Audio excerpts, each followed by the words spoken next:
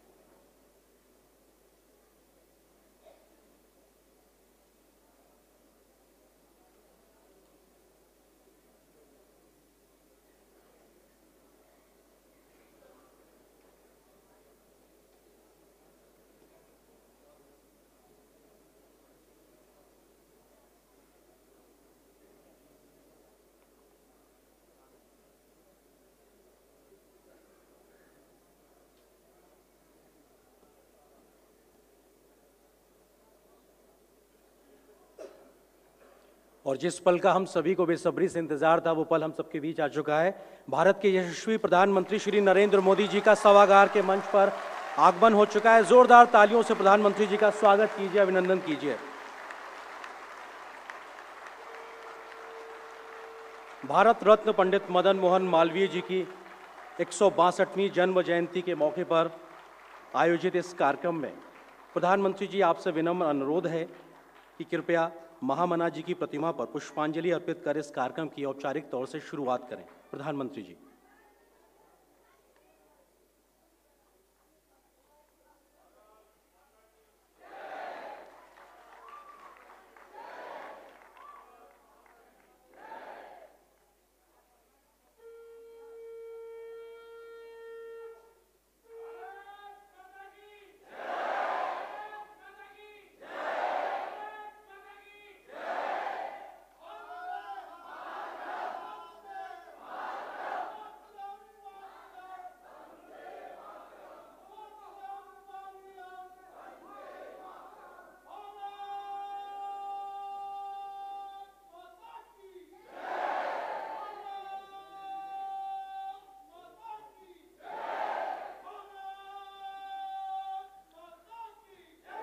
मालवीय जी के विचारों के सम्मान में आयोजित इस कार्यक्रम में प्रधानमंत्री जी आपकी गरिमामयी उपस्थिति इस सभागार की शोभा बढ़ा रही है।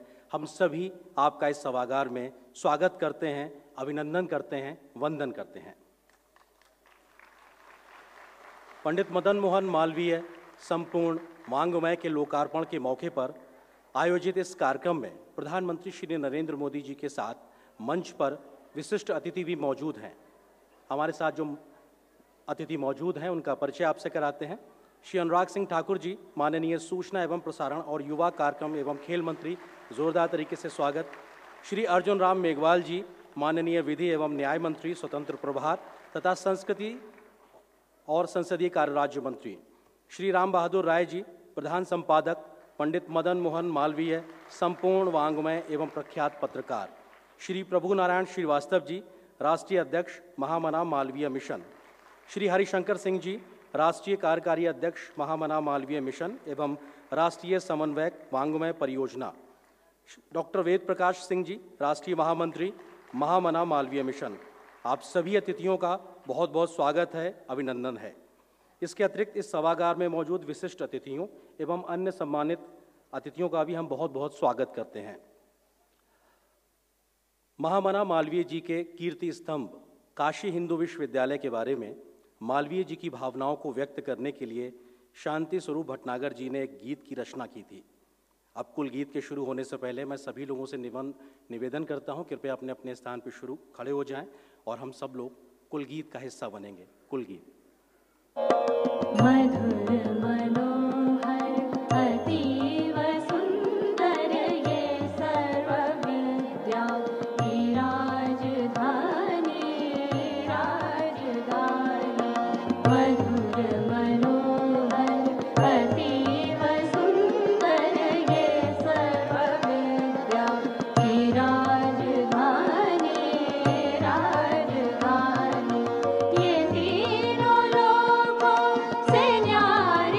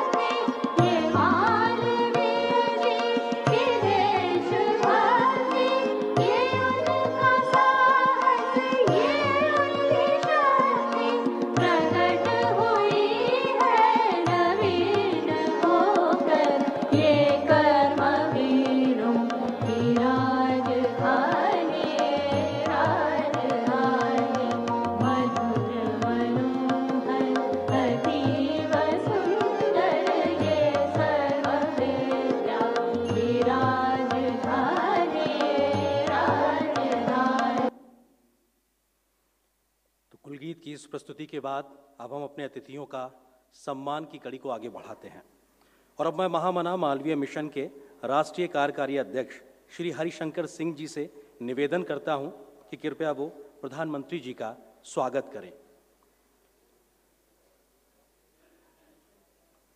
प्रधानमंत्री जी को सम्मान स्वरूप शॉल भेंट की जा रही है। साथ ही साथ प्रतीक चिन्ह भी प्रधानमंत्री जी को सम्मान स्वरूप दिया जाएगा। ये सम्मान हम सबकी तरफ से इस बेहद पावन मौके पर प्रधानमंत्री जी के लिए जोरदार तालियां।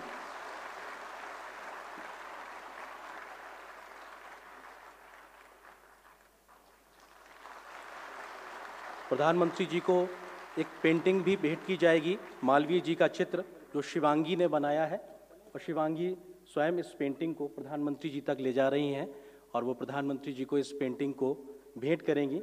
मालवीय जी का ये चित्र उनके व्यक्तित्व को दर्शाता है। जोरदार तालियां एक बार।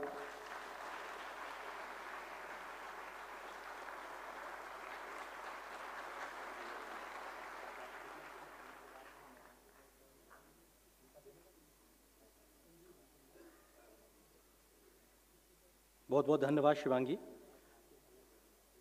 और अब मैं महामना मालवीय मिशन के राष्ट्रीय महामंत्री डॉक्टर वेद प्रकाश सिंह जी को आमंत्रित करता हूं कि कृपया वो आएं और माननीय सूचना एवं प्रसारण मंत्री श्री अनुराग सिंह ठाकुर जी को सम्मानित करें। वेद प्रकाश सिंह जी।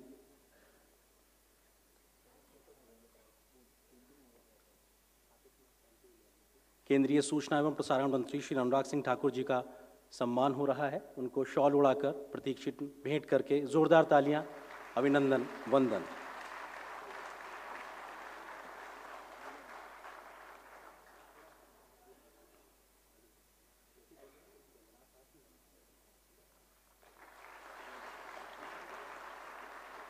और अब मैं संस्था के सदस्य श्री संजीव कुमार जी से निवेदन करता हूं, कृपया वो आएं और विधि एवं न्याय मंत्री श्री अर्जुन राम मेघवाल जी का स्वागत करें, अभिनंदन करें।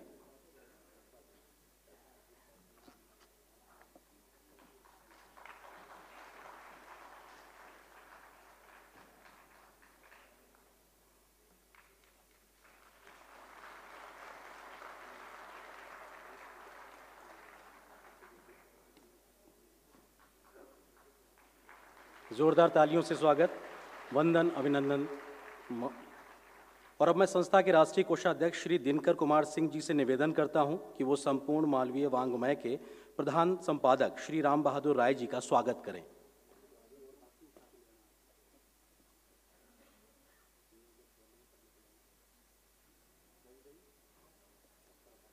राष्ट्रीय कोषाध्यक्ष संस्था के दिनकर कुमार सिंह जी सम्मानित कर रहे हैं संपूर्ण मालवीय वांग्मय के प्रधान संपादक श्री राम बहादुर राय जी का। जोरदार तालियां, जोरदार स्वागत।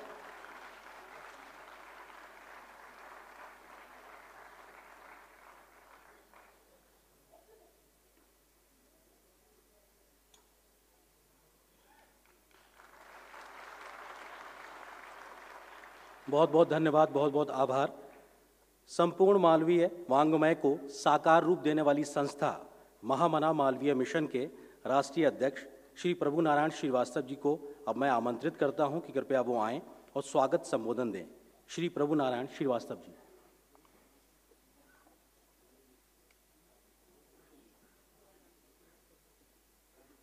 नमस्कार।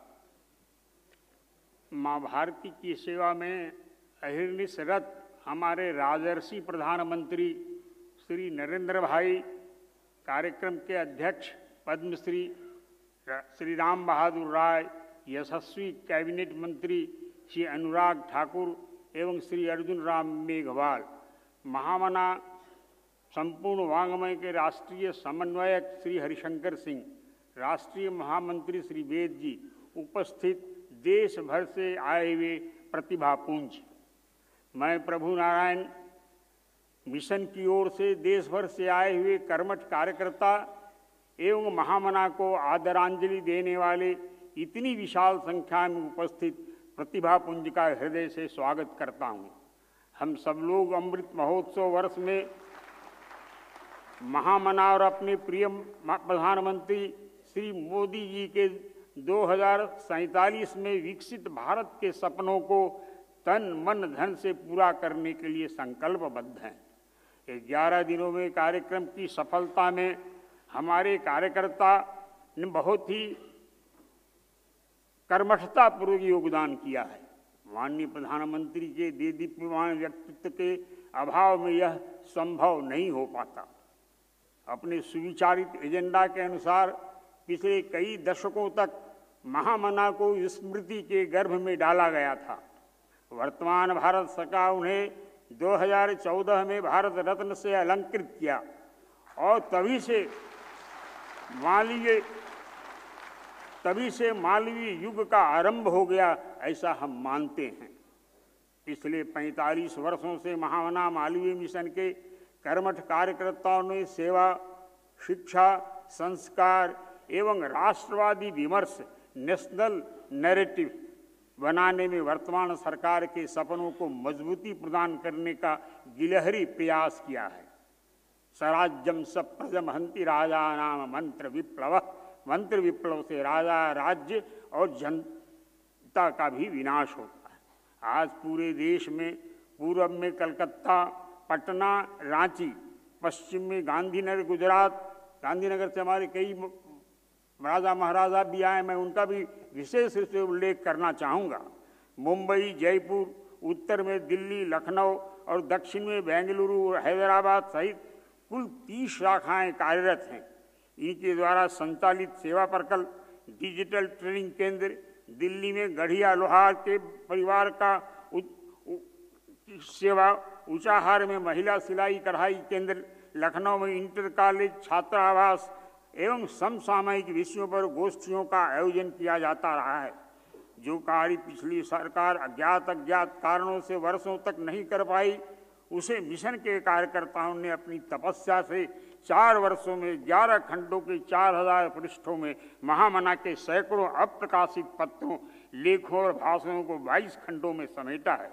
अगले 11 खंडों की दूसरी श्रृंखला भी लगभग तैयार है। हमें विश्वास है इस श्रृंखला का भी लोकार्पण अपने राजर्षि प्रधानमंत्री जी के आशीर्वाद से शीघ्र ही हो सकेगा। पूजनीय गुरु जी से प्राप्त आशीर्वाद से माननीय अशोक सिंघल, माननीय भावराव, माननीय भिड़े जी, डॉक्टर शंकर तत्वादी, माननीय वेद प्रकाश गोयल, माननीय पन्नालाल जायसवाल, माननीय तुपकड़ी जी और हमारे जैसे सैकड़ों कार्यकर्ताओं की समर्पित शक्ति से बिना किसी सरकारी सहायता के मालवीय जी का यह रथ पिछले 45 वर्षों से अनवरत चल रहा है। अंत में मैं इस अवसर पर अपने राजर्षि प्रधानमंत्री से कुछ निवेदन करना चाहता हूँ, हार्दिक निवेदन। जैसा कि हम सब अवगत हैं, लोकमान्य तिलक, महामना, पूज्य गांधी एक राजनेता होते हुए भी गीता प्रेमी थे। हमारे मोदी जी भी उसी प्रकार से गीता प्रेमी हैं। आपसे मेरा अनुरोध है, आपसे अच्छा कौन जान सकता है कि गीता जी से देश की चेतना में कितना सार्थक परिवर्तन हो सकता है। अतः प्रथम चरण में अपने ही दल में से गीता प्रवचन की वार्षिक परंपरा विकसित हो और इसका उद्घाटन आपके ही प्रवचन से हो। ईश्वर से प्रार्थना करता हुआ मैं आपसे यह भी आपके ध्यान में लाना चाहूँगा कि बाद में हिंदू विश्वविद्यालय में महामना द्वारा स्थापित स्वैच्छिक गीता प्रवचन की परंपरा राजनीतिक द्वारा भी स्थापित की जा सकती है।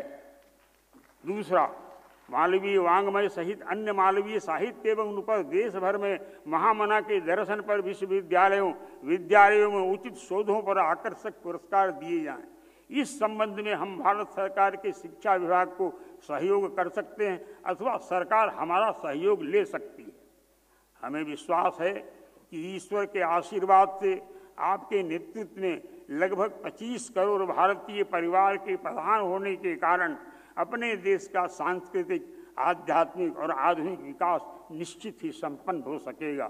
अंत में मैं आप सबको हृदय से पुनः पुनः धन्यवाद देता हुआ श्रीमद् भगवद गीता का अंतिम श्लोक जो महर्षि व्यास ने संजय मुख से कहा है, उसको उद्धृत करते हुए अपनी वाणी को विराम देता हूँ। भगवान ने कहा है, यत् योगेश्वरः कृष्ण यत् पार्थो धनुर्धरः तत् सिंह विजयो भूति ध्रुवा नीतिर्मतिर्मम। धन्यवाद। बहुत बहुत धन्यवाद श्री प्रभु नारायण श्रीवास्तव जी। संपूर्ण मालवीय वांग्मय की पहली श्रृंखला से परिचित कराने के लिए अब मैं आमंत्रित करता हूं संपूर्ण मालवीय वांग्मय के प्रधान संपादक श्री राम बहादुर राय जी को कि कृपया वो आएं और हम सभी को इस संकलन से परिचित कराएं। श्री राम बहादुर राय जी।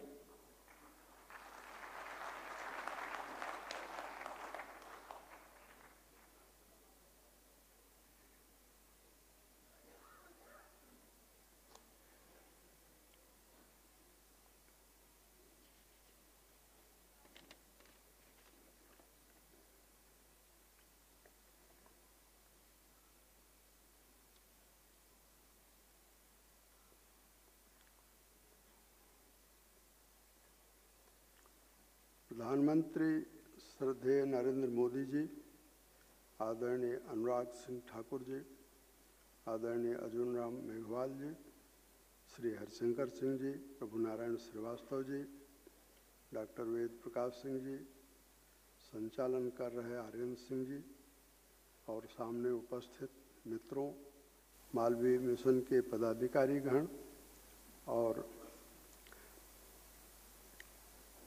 यह साल 2023 है और ये विदा हो रहा है।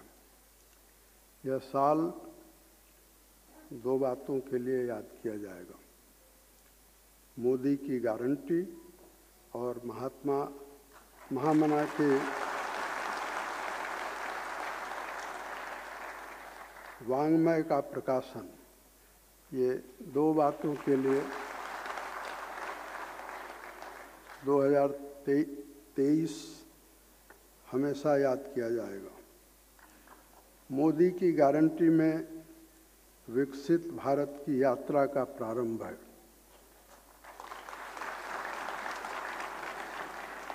और महामना वांग्मय में उसका शब्द चित्र है।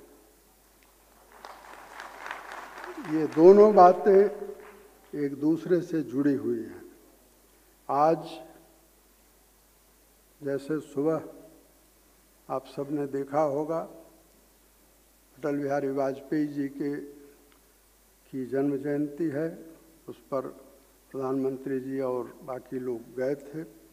उसी तरह से आज पंडित मदन मोहन मालवीय जी का 162वां जन्मदिन है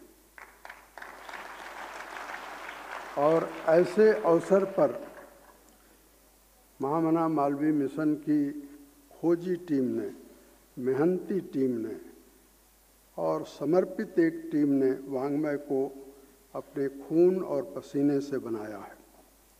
मालवीय जी का लिखा जो भी उपलब्ध हो सका है उसके 11 खंड अभी छपे हैं।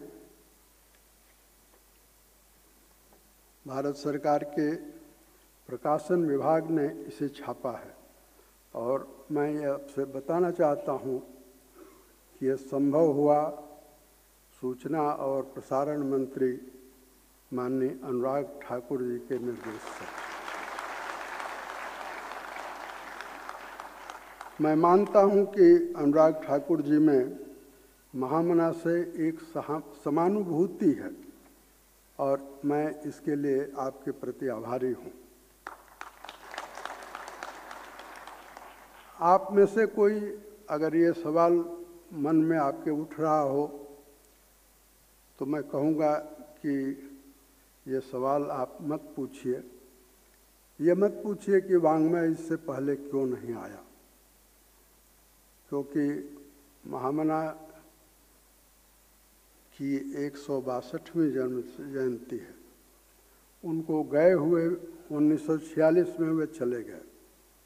1946 से लेकर 2023 के बीच में आखिर क्या वजह है कि वांग्मय उनका नहीं आया।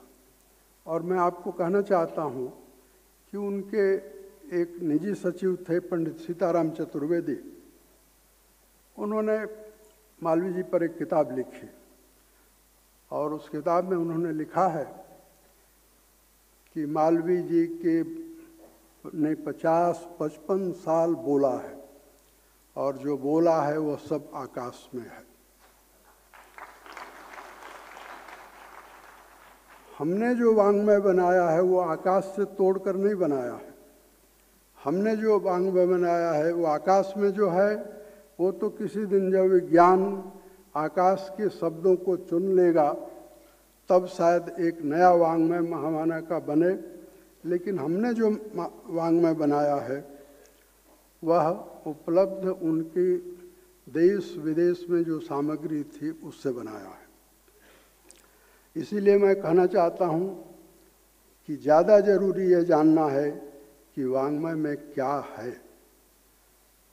गोखले, तिलक, गांधी, रविन्द्रनाथ ठाकुर, लाला लाजपत राय, ये जब नाम हम लेते हैं तो उन्हीं नामों में एक नाम कोहिनूर जैसा चमकता है और वह नाम है पंडित मदन मोहन मालवीय का। वाङ्मय इस बात का प्रमाण होगा कि महामना मालवीय समसामयिक है। 2023 में भी अगर आप महामना को पढ़ें तो आप पाएंगे कि 2023 में भी हमको अगर कोई ज्योत जलानी है, कोई अंदर प्रकाश खोजना है, कोई भावी दिशा देखनी है, तो वो सब महामना मालवीय के साहित्य में है। और इसलिए मैं कहता हूँ कि वे समसामयिक हैं। वे 21वीं सदी में भी उतने ही तरोताज़ा हैं जितने 1946 में थे, 1886 में थे, 1909 में थे, 1918 में थे। उनका एक ही रंग है। अगर आपने महामना को देखा होगा तो उनकी दूसरी कोई तस्वीर नहीं मिलती, एक ही रंग की तस्वीर मिलती है। और वो जो रंग उनका है उसमें भारत के सृष्टि के, मैं तो कहूँगा, सारे रंग समा जाते हैं।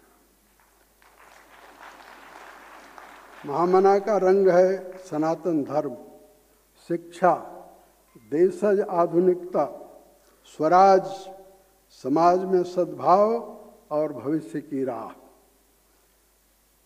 महामना पर बहुत पुस्तकें हैं, उनके जीवन काल में भी और आज तक। अभी कुछ दिनों पहले तक एक बनारस हिंदू विश्वविद्यालय के प्रोफेसर ने उन पर बहुत अच्छी किताब निकाली है और वो किताब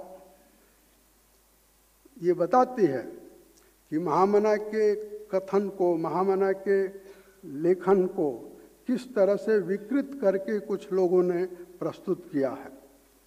मैं उस किताब के बारे में बोलने का यह वक्त नहीं है। मैं केवल यह कहना चाहता हूँ कि महामना पर तो बहुत पुस्तकें हैं, लेकिन महामना की पुस्तक ये वाङ्मय है। इस वाङ्मय में आप महामना को पाएंगे जिसमें वे स्वयं साक्षात उपस्थित हैं। आपको बता दूं कि महामना पर पहली पुस्तक 1919 में, हो सकता है कि ये सूचना बहुत लोगों के लिए नई हो। 1919 में जब महामना कांग्रेस के अध्यक्ष थे, 18 में बन गए थे,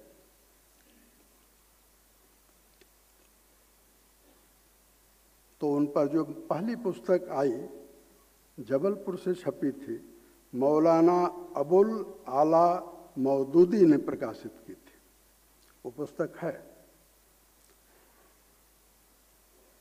और पुस्तक छपी और उसी साल जब्त हो गई, जबलपुर से छपी थी। इस वाङ्मय के बारे में कुछ बातें मैं और कह करके अपनी बात जल्द ही पूरी करना चाहता हूँ। आज़ादी के इस अमृत काल में, जैसा प्रभु नारायण श्रीवास्तव जी ने भी ये बात कही कि 4000 पृष्ठों में महामना का बौद्धिक योगदान उन्हीं के शब्दों में आ गया है। इसके 11 खंड हैं।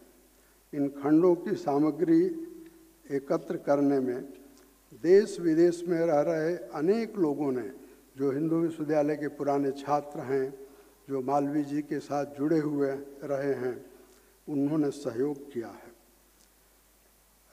कुछ नामों का उल्लेख मुझे करना चाहिए। जिनके सहयोग से ये वाङ्मय बना है। बेंगलुरु में बनारस हिंदू विश्वविद्यालय के एक पुराने छात्र हैं, उनकी उम्र 83 साल है, के चंद्रमौली। उन्होंने बहुत सहयोग किया है इस वाङ्मय में। उसी तरह से मालवीय जी के निजी सचिव रहे वीए सुंदरम, उनके नाती हैं, जर्मनी में रहते हैं। मालवीय जी रोज कोई एक श्लोक अपने हस्ताक्षर से अपनी डायरी में लिखते थे। वो डायरी जर्मनी में थी और यहाँ मेरा ख्याल है इस सभागार में उपस्थित होंगे डॉक्टर वैदुर्य प्रताप शाही। इन्होंने उस डायरी को हमें उपलब्ध कराया। मैं वैदुर्य प्रताप शाही के प्रति अपना आभार प्रकट करता हूँ। मनोरमा त्रिपाठी हैं, जिन्होंने मालवीय जी के 200 से ज़्यादा पत्रों को अंग्रेजी में अनुवाद करके और उपलब्ध कराया। हरिशंकर सिंह जो मंच पर अभी मौजूद हैं, हम लोगों के पुराने साथी हैं काशी हिंदू विश्वविद्यालय के, हालांकि ये लोहा लक्कड़ वाले हैं यानी इंजीनियर हैं, लेकिन मालवीय जी के प्रति निष्ठा है और इनके संयोजन में ये कार्य हुआ है। गुंजन अग्रवाल वह व्यक्ति है, वह युवा है जिसमें असीम क्षमता है शोध की। गुंजन अग्रवाल ने इस असंभव काम को संभव करने में रात दिन खपाया है। मैं गुंजन अग्रवाल का भी आभारी हूँ। भाषण, वाङ्मय में मालवीय जी के भाषण हैं, लेख हैं, संपादकीय हैं, पत्र हैं, उन मुकदमों के पूरे विवरण हैं जो मुकदमे मालवीय जी ने लड़े। मैं एक मुकदमे, चौरी चौरा के मुकदमे का जिक्र नहीं करूंगा। मुझे उम्मीद है कि प्रधानमंत्री जी स्वयं उस मुकदमे का जिक्र करेंगे। इस वाङ्मय में दस्तावेज हैं, प्राइवेट पेपर्स हैं मालवीय जी के, और इस तरह से ये सारे खंड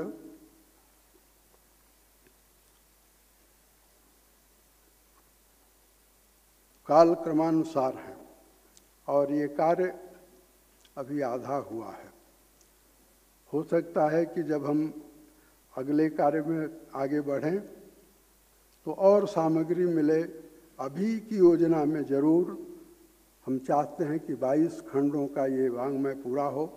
अभी 11 खंडों का ये वाङ्मय है। मैं कहूँगा कि शुरुआत हो गई है, मार्ग मिल गया है, तो हम उम्मीद करते हैं कि मंजिल पर भी पहुँचेंगे ही।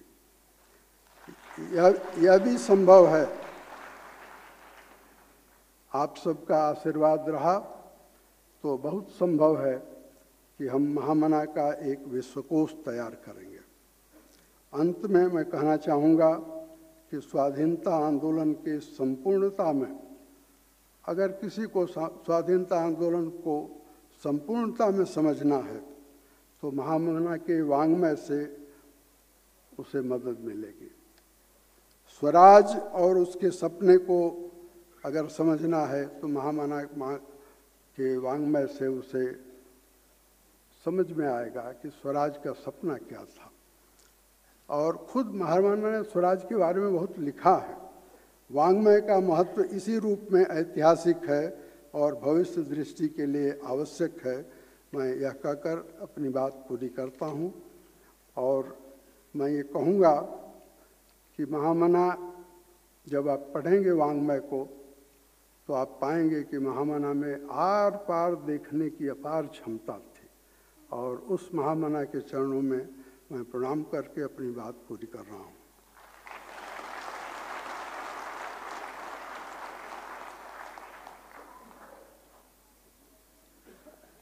बहुत बहुत धन्यवाद राम बहादुर राय जी, आपके इस परिचय कराने के लिए वाङ्मय की इस पूरी यात्रा को लेकर बहुत बहुत धन्यवाद आपका।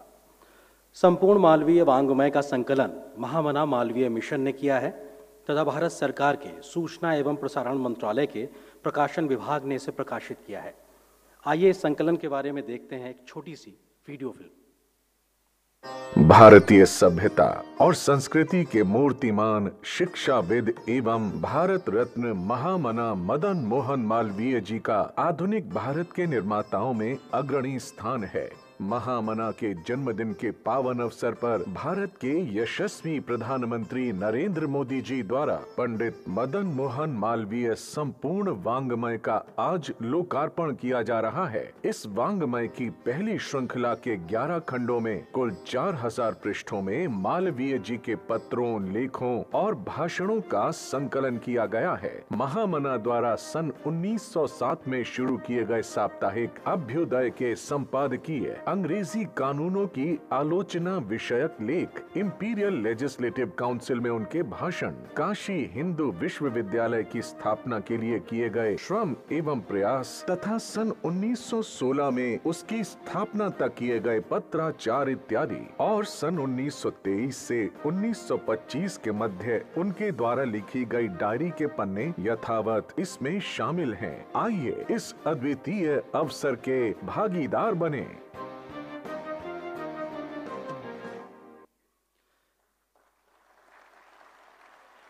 और अब मौका है संपूर्ण मालवीय वाङ्मय के लोकार्पण का। इस कड़ी में हम माननीय प्रधानमंत्री श्री नरेंद्र मोदी जी से विनम्र अनुरोध करते हैं कि वो संपूर्ण मालवीय वाङ्मय का लोकार्पण करने की कृपा करें। माननीय अनुराग सिंह ठाकुर जी से निवेदन है कि लोकार्पण के लिए प्रति को प्रधानमंत्री जी को भेंट करें। मंच पर उपस्थित सभी विशिष्ट अतिथियों से भी अनुरोध है कि वो भी प्रधानमंत्री जी के साथ इस लोकार्पण का हिस्सा बने।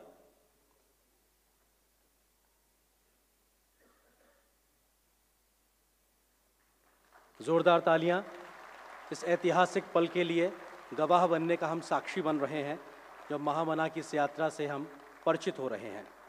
प्रधानमंत्री जी द्वारा लोकार्पित किए जा रहे संपूर्ण मालवीय वाङ्मय के कुल 11 खंड हैं।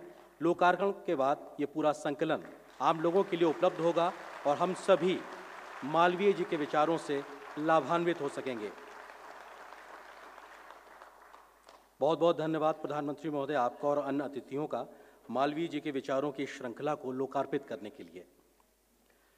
और अब मैं बहुत ही आदर और विनम्रता के साथ देश के यशस्वी प्रधानमंत्री श्री नरेंद्र मोदी जी से अनुरोध करता हूं कि कृपया वो आज के इस पावन मौके पर हम सभी को अपने विचारों से अनुग्रहित करें। माननीय प्रधानमंत्री महोदय जी।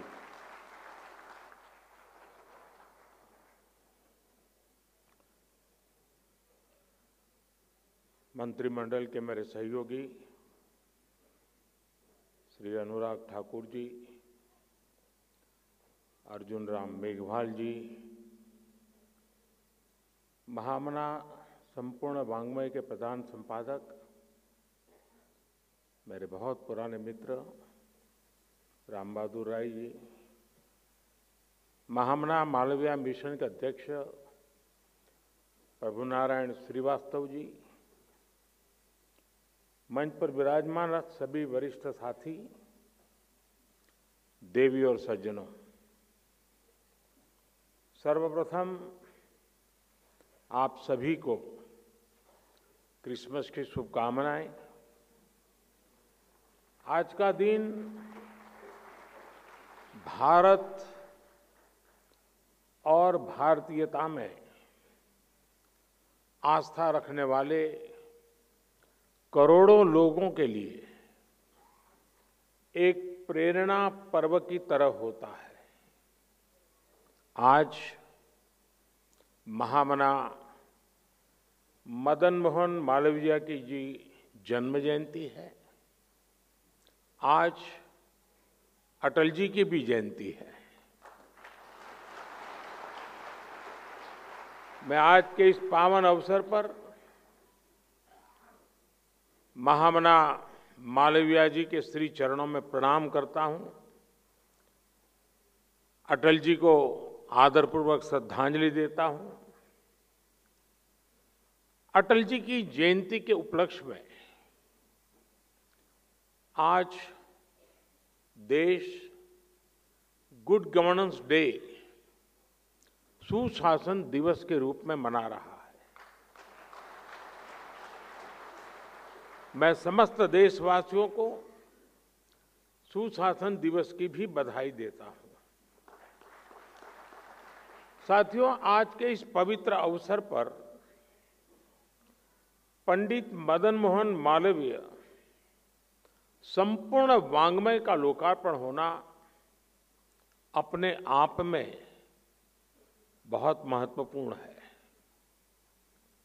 ये संपूर्ण वाङ्मय महामना के विचारों से, आदर्शों से, उनके जीवन से हमारी युवा पीढ़ी को और हमारी आने वाली पीढ़ी को परिचित कराने का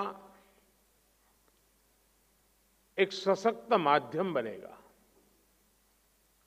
इसके जरिए भारत के स्वतंत्रता संग्राम और तत्कालीन इतिहास को जानने समझने का एक द्वार खुलेगा। खासकर रिसर्च स्कॉलर्स के लिए, इतिहास और राजनीति विज्ञान के छात्रों के लिए ये वाङ्मय किसी बौद्धिक खजाने से कम नहीं है।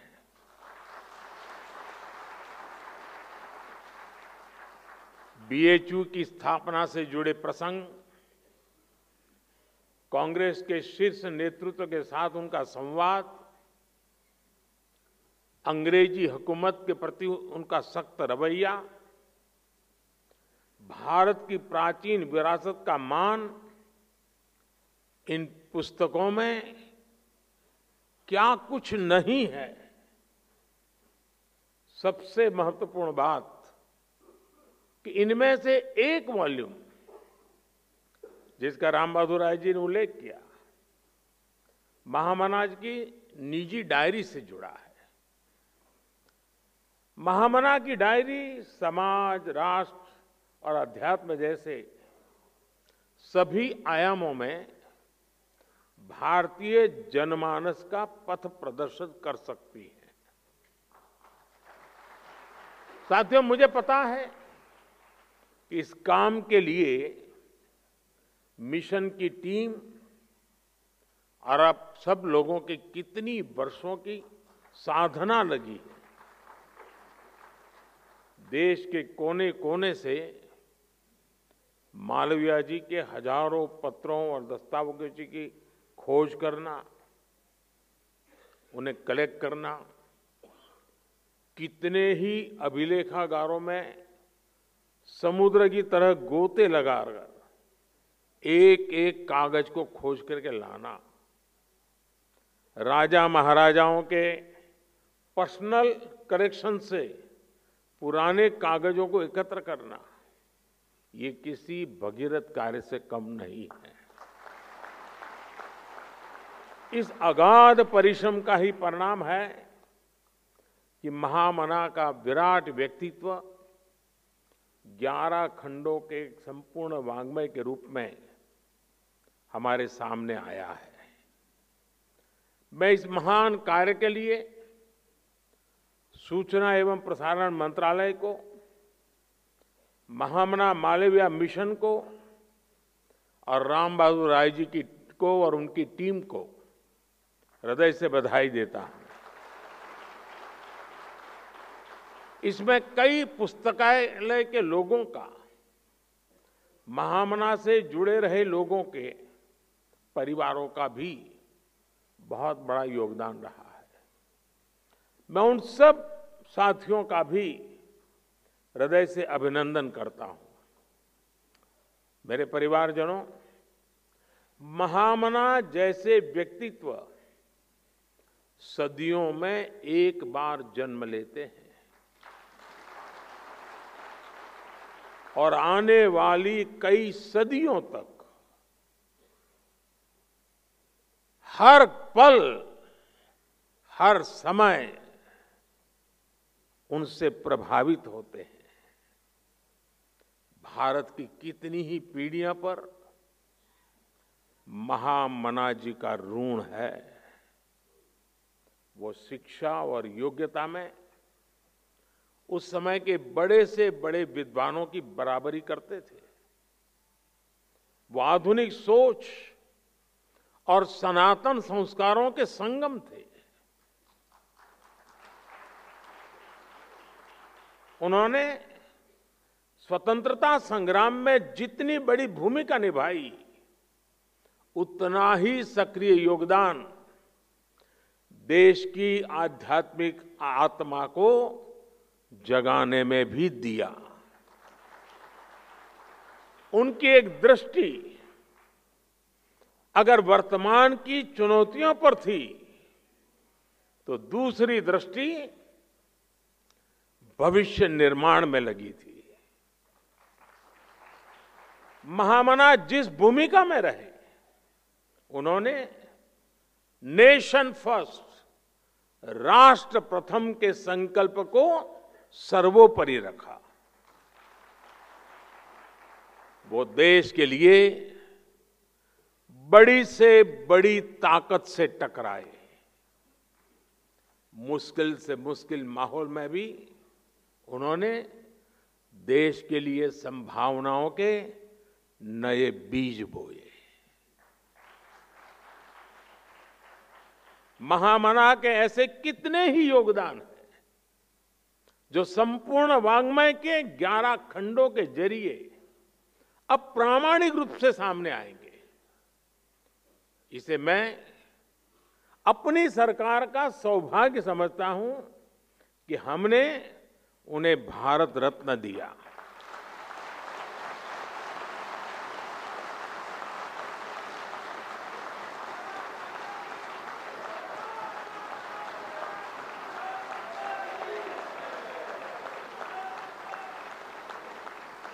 और मेरे लिए तो महामना जी एक और वजह से बहुत खास है। उनकी तरह मुझे भी ईश्वर ने काशी की सेवा का मौका दिया है।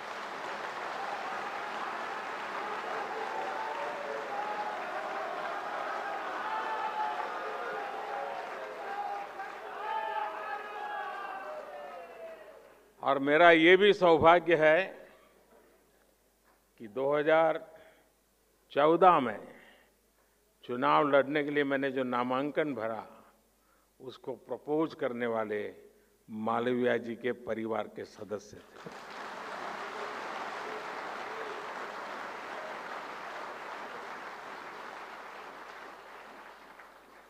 महामना की काशी के प्रति अगाध आस्था थी। आज काशी विकास की नई ऊंचाइयों को छू रही है।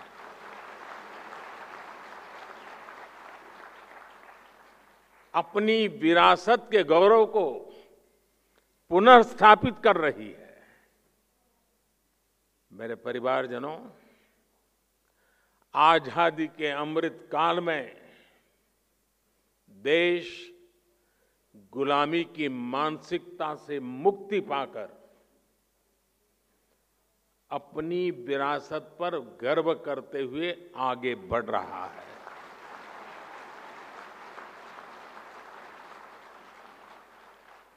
हमारी सरकारों के कार्यों में भी आपको कहीं ना कहीं मालवीय जी के विचारों की महक महसूस होगी।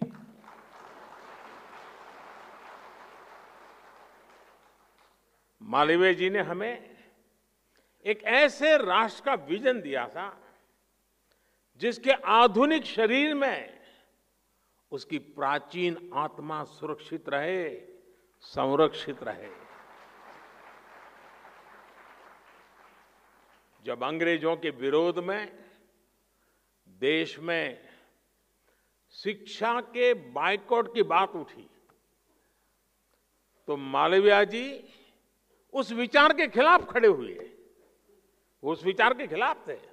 उन्होंने कहा कि शिक्षा के बायकॉट की जगह हमें भारतीय मूल्यों में रची स्वतंत्र शिक्षा व्यवस्था तैयार करने की दिशा में जाना चाहिए। और मजा देखिए, इसका जिम्मा भी उन्होंने खुद ही उठाया और देश को बनारस हिंदू विश्वविद्यालय के रूप में एक गौरवशाली संस्थान दिया। उन्होंने ऑक्सफोर्ड और कैम्ब्रिज जैसे संस्थानों में पढ़ रहे युवाओं को बीएचयू में आने के लिए प्रोत्साहित किया।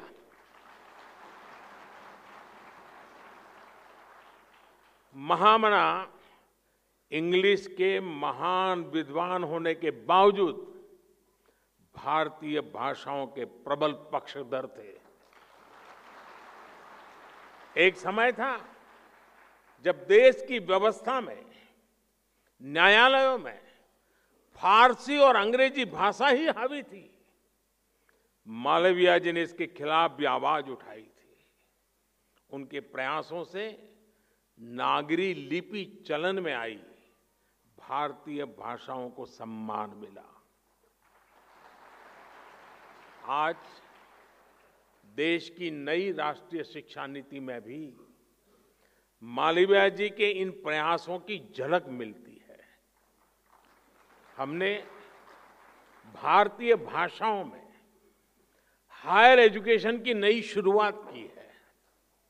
सरकार आज कोर्ट में भी भारतीय भाषाओं में कामकाज को प्रोत्साहित कर रही है।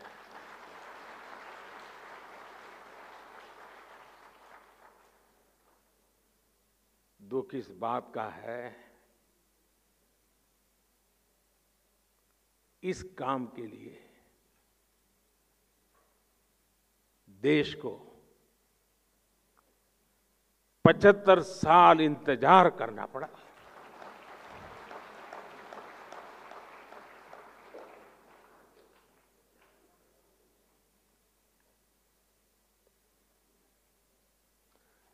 साथियों, किसी भी राष्ट्र के सशक्त होने में उस राष्ट्र की संस्थाओं का भी उतना ही महत्व होता है। मालवीय जी ने अपने जीवन में ऐसी अनेक संस्थाएं बनाई जहां राष्ट्रीय व्यक्तित्वों का निर्माण हुआ। बनारस हिंदू विश्वविद्यालय के बारे में तो सारी दुनिया जानती है। इसके साथ ही महामना ने और भी कई संस्थान बनाए। हरिद्वार में ऋषिकुल ब्रह्मचर्य आश्रम हो, प्रयागराज में भारतीय भवन पुस्तकालय हो, या लाहौर में सनातन धर्म महाविद्यालय की स्थापना हो।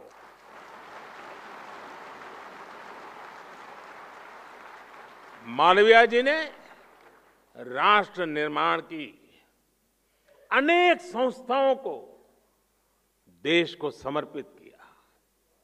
अगर हम उस दौर से तुलना करें तो पाते हैं आज एक बार फिर भारत राष्ट्र निर्माण की एक से बढ़कर एक संस्थाओं का सृजन कर रहा है।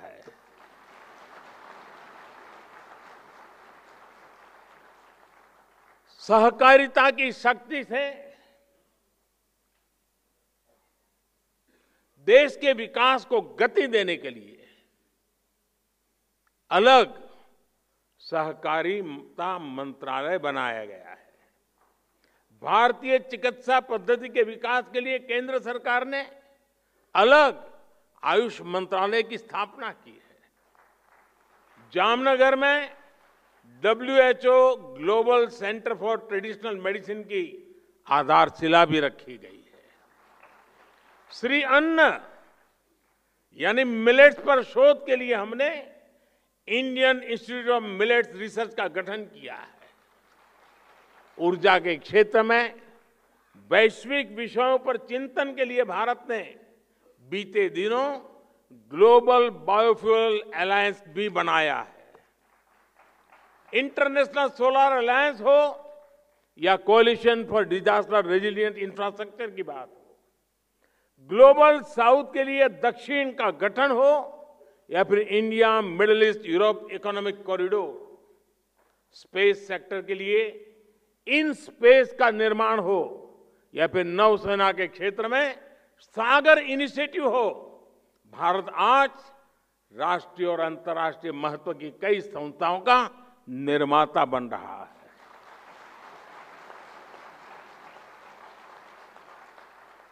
ये संस्थाएं 21वीं सदी के भारत ही नहीं बल्कि 21वीं सदी के विश्व को नई दिशा देने का काम करेगी। साथियों, महामना और अटल जी दोनों एक ही विचार प्रवाह से जुड़े थे। महामना के लिए अटल जी ने कहा था, जब कोई व्यक्ति सरकारी मदद के बिना कुछ करने के लिए निकलेगा तो महामना का व्यक्तित्व, उनका कृतित्व एक दीप शिखा की तरह उसका मार्ग आलोकित करेगा। आज देश उन सपनों को पूरा करने में जुटा है जिसका सपना मालवीय जी ने, अटल जी ने, देश के हर स्वतंत्र सेनानी ने देखा था। इसका आधार हमने सुशासन को बनाया है, गुड गवर्नेंस को बनाया है।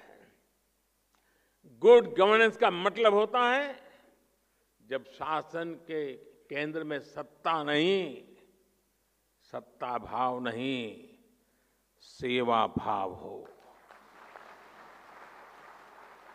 जब साफ नियत से, संवेदनशीलता के साथ नीतियों का निर्माण हो और जब हर हकदार को बिना किसी भेदभाव के उसका पूरा हक मिले। गुड गवर्नेंस का यही सिद्धांत आज हमारी सरकार की पहचान बन चुका है। हमारी सरकार का निरंतर प्रयास रहा है कि देश के नागरिक को मूल सुविधाओं के लिए यहां वहां चक्कर काटने की जरूरत न पड़े, बल्कि सरकार आज हर नागरिक के पास खुद जाकर उसे हर सुविधा दे रही है। और अब तो हमारी कोशिश है कि ऐसी हर सुविधा का सैचुरेशन हो, 100% इंप्लीमेंट करें। इसके लिए देश भर में विकसित भारत संकल्प यात्रा चलाई जा रही है। आपने भी देखा होगा, मोदी की गारंटी वाली गाड़ी देश के गांवों और शहरों तक पहुंच रही है। लाभार्थियों को मौके पर ही अनेक योजनाओं का लाभ मिल रहा है। मैं आपको एक उदाहरण देता हूं। आज केंद्र सरकार हर गरीब को 5 लाख रुपए तक के मुफ्त इलाज के लिए आयुष्मान कार्ड देती है। बीते वर्षों में करोड़ों गरीबों को ये कार्ड दिए गए हैं, लेकिन बावजूद इसके कई क्षेत्रों में जागरूकता की कमी की वजह से गरीबों को ये आयुष्मान कार्ड पहुंच नहीं पाए थे। अब मोदी की गारंटी वाली गाड़ी ने सिर्फ 40 दिन के भीतर देश में 1 करोड़ से अधिक नए आयुष्मान कार्ड बनाए हैं, उनको खोजा है, उनको दिया है। कोई भी छूटे नहीं, कोई भी पीछे रहे नहीं। सबका साथ हो, सबका विकास हो, यही तो सुशासन है, यही तो गुड गवर्नेंस है। साथियों, सुशासन का एक और पहलू है ईमानदारी और हमारे देश में एक धारणा बन गई थी कि बड़े बड़े घोटालों और घपलों के बिना सरकारें चल ही नहीं सकती। 2014 से पहले हम लाखों करोड़ों के घोटालों की चर्चाएं सुनते थे, लेकिन हमारी सरकार ने उसके सुशासन ने आशंकाओं से भरी उन अवधारणाओं को भी तोड़ दिया है। आज लाखों करोड़ रुपए की गरीब कल्याण की योजनाओं की चर्चा होती है। गरीबों को मुफ्त राशन की योजना पर हम 4 लाख करोड़ रुपए खर्च कर रहे हैं। गरीबों को पक्के घर देने के लिए भी हमारी सरकार 4 लाख करोड़ रुपए खर्च कर रही है। हर घर तक नल से जल पहुंचाने के लिए भी 3 लाख करोड़ रुपए से ज्यादा खर्च किए जा रहे हैं। ईमानदार टैक्स पेयर की पाई पाई जनहित में, राष्ट्र हित में लगाई जाए, यही तो गुड गवर्नेंस है। और साथियों, जब इस तरह ईमानदारी से काम होता है, नीतियां बनती हैं, तो उसका नतीजा भी मिलता है। इसी गुड गवर्नेंस का नतीजा है कि हमारी सरकार के सिर्फ 5 वर्षों में ही 13.5 करोड़ लोग गरीबी से बाहर निकले हैं। साथियों, संवेदनशीलता के बिना गुड गवर्नेंस की कल्पना नहीं कर सकते। हमारे यहां 110 से अधिक जिले ऐसे थे जिन्हें पिछड़ा मानकर अपने हाल पर छोड़ दिया गया था। कहा जाता था क्योंकि 110 जिले पिछड़े हैं इसलिए देश भी पिछड़ा रहेगा। जब किसी अफसर को पनिशमेंट पोस्टिंग देनी होती थी तो इन जिलों में भेजा जाता था। मान लिया गया था कि इन 110 जिलों में कुछ नहीं बदल सकता। इस सोच के साथ ना यह जिला कभी आगे बढ़ पाते और ना ही देश विकास कर पाता। इसलिए हमारी सरकार ने 110 जिलों को आकांक्षी जिले, एस्पिरेशनल डिस्ट्रिक्ट की पहचान दी। हमने मिशन मोड पर इन जिलों के विकास पर फोकस किया। आज यही आकांक्षी जिले विकास के अनेक पैरामीटर्स पर दूसरे जिलों से कहीं बेहतर प्रदर्शन कर रहे हैं। इसी स्पिरिट को आगे बढ़ाते हुए आज हम आकांक्षी ब्लॉक्स प्रोग्राम पर काम कर रहे हैं। साथियों, जब सोच और अप्रोच बदलती है तो परिणाम भी मिलते हैं। दशकों तक बॉर्डर के हमारे गांव को आखिरी गांव माना गया। हमने उन्हें देश के पहले गांव होने का विश्वास दिया। हमने सीमावर्ती गांवों में वाइब्रेंट विलेज योजना शुरू की। आज सरकार के अधिकारी, मंत्री वहां जा रहे हैं, लोगों से मिल रहे हैं। मेरी कैबिनेट के मंत्रियों को मैंने कंपलसरी किया था कि जिसको अब तक आखिरी गांव कहा गया था, जिसको मैं पहला गांव कहता हूं, वहां उनको रात्रि विश्राम करना है। और गए, कोई तो 17 हजार फीट की ऊंचाई पर गए। आज सरकार की योजनाओं का लाभ और तेजी से वहां पहुंच रहा है। एक गुड गवर्नेंस नहीं है तो क्या है? आज देश में कोई भी दुखद हादसा हो, कोई आपदा हो, सरकार तेज गति से राहत और बचाव में जुट जाती है। यह हमने कोरोना काल में देखा है, यह हमने यूक्रेन युद्ध के समय देखा है। दुनिया में कहीं भी मुश्किल हो तो देश अपने नागरिकों को बचाने के लिए युद्ध स्तर पर काम करता है। गुड गवर्नेंस में ऐसे ही अनेक उदाहरण दे सकता हूं। शासन में आया ये बदलाव अब समाज की सोच को भी बदल रहा है। इसलिए आज भारत में जनता और सरकार के बीच भरोसा ये नई बुलंदी पर है। यही भरोसा देश के आत्मविश्वास में झलक रहा है और यही आत्मविश्वास आजादी के अमृत काल में विकसित भारत के निर्माण की ऊर्जा बन रहा है। साथियों, आजादी के अमृत काल में हमें महामना और अटल जी के विचारों को कसौटी बांधकर विकसित भारत के सपने के लिए काम करना है। मुझे विश्वास है देश का प्रत्येक नागरिक संकल्प से सिद्धि के इस मार्ग पर अपना पूरा योगदान देगा। इसी कामना के साथ फिर एक बार महामना के श्री चरणों में प्रणाम करते हुए मैं मेरी वाणी को विराम देता हूं। बहुत बहुत धन्यवाद।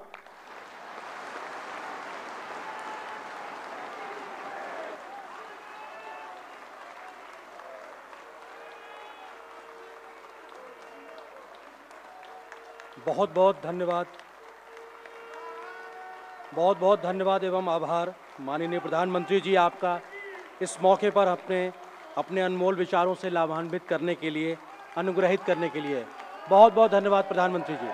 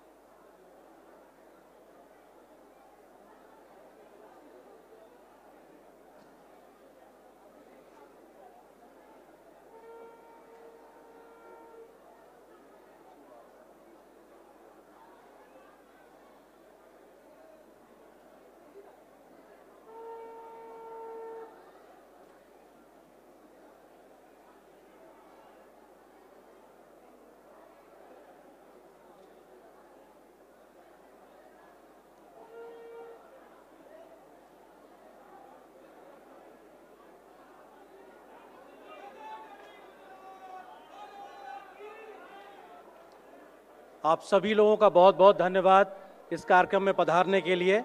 आप सबका बहुत बहुत शुक्रिया, धन्यवाद। इस कार्यक्रम में खास तौर से कुछ विशिष्ट मेहमान भी।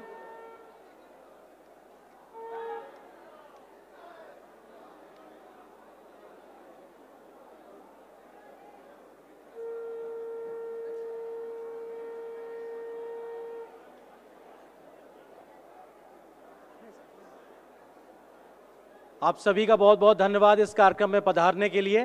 बहुत बहुत शुक्रिया। इस विशेष कार्यक्रम में तमाम विशिष्ट अतिथि हमारे बीच मौजूद थे। हरिवंश नारायण सिंह जी भी हमारे बीच मौजूद थे, आपका सर बहुत बहुत शुक्रिया। विभिन्न राज परिवारों से भी तमाम लोगों ने आकर इस कार्यक्रम की शोभा बढ़ाई, आप सबका बहुत शुक्रिया। विभिन्न विश्वविद्यालयों के कुलपति कुलाधिपति मौजूद थे यहाँ पर, आप सबका भी बहुत धन्यवाद इस कार्यक्रम की शोभा बढ़ाने के लिए। आप सब अतिथियों का, आप सब लोगों का बहुत बहुत शुक्रिया। आप सब लोग अपना स्थान ग्रहण कर लीजिए, अभी कार्यक्रम पूरी तरह खत्म नहीं हुआ है। प्रधानमंत्री जी बाहर गए हैं और अभी कार्यक्रम बाकी है। आप लोग कृपया अपने स्थान पे बैठ जाएं, स्थान ग्रहण कर लें, व्यवस्था में सहयोग करें। संस्था के माध्यम से इस बात को कहा जा रहा है, कृपया आप लोग अपना अपना स्थान ग्रहण कर लें। आप सभी से निवेदन है फिलहाल अपने अपने स्थान पर बने रहिए। अभी संस्था के माध्यम से ये कहा जा रहा है कार्यक्रम अभी ये बाकी है। प्रधानमंत्री जी का समय जितना हमको मिला था वो कार्यक्रम पूरा हुआ है, लेकिन इसके अलावा अभी अन्य कार्यक्रम बाकी हैं। आप सब लोग अपने अपने स्थान पर बने रहें, व्यवस्था में सहयोग दें।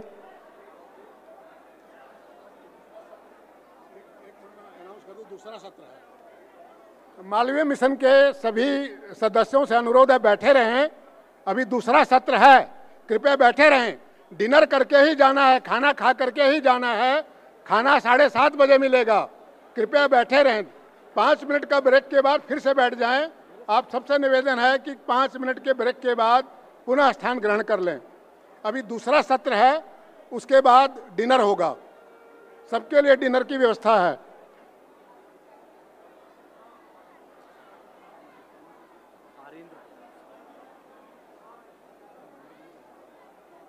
All are requested to go after dinner only. Dinner is arranged for everybody. सब लोग खाना खा करके ही जाएंगे। डिनर की व्यवस्था 7:30 बजे है। अभी 5 मिनट के बाद मालवीय मिशन का दूसरा सत्र आरंभ होगा। बहुत बहुत शुभकामनाएं और बधाई, बहुत बेहतर आपका कार्यक्रम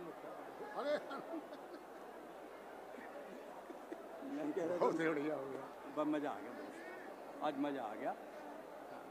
मुझे तो मेरी पत्नी का ही नहीं पता, वो तो मोदी जी की ऐसी दीवानी है। हाँ, कौन वो उसका फोन आया, मैसेज आया क्या रस्तोगी का, हम लोग को बालकनी में डाल दिया। हमने कहा हम कुछ नहीं करते, कोई कुछ नहीं करता, कोई साला यहाँ पर एसपी जी नहीं, वो सब अपने आप ही कर रहे हैं। हमारे लखनऊ के वर्मा जी वगैरह तो अभी घुस नहीं पाए, वो पता नहीं कहाँ घुस रहे हैं। हमें तो ये कह दिया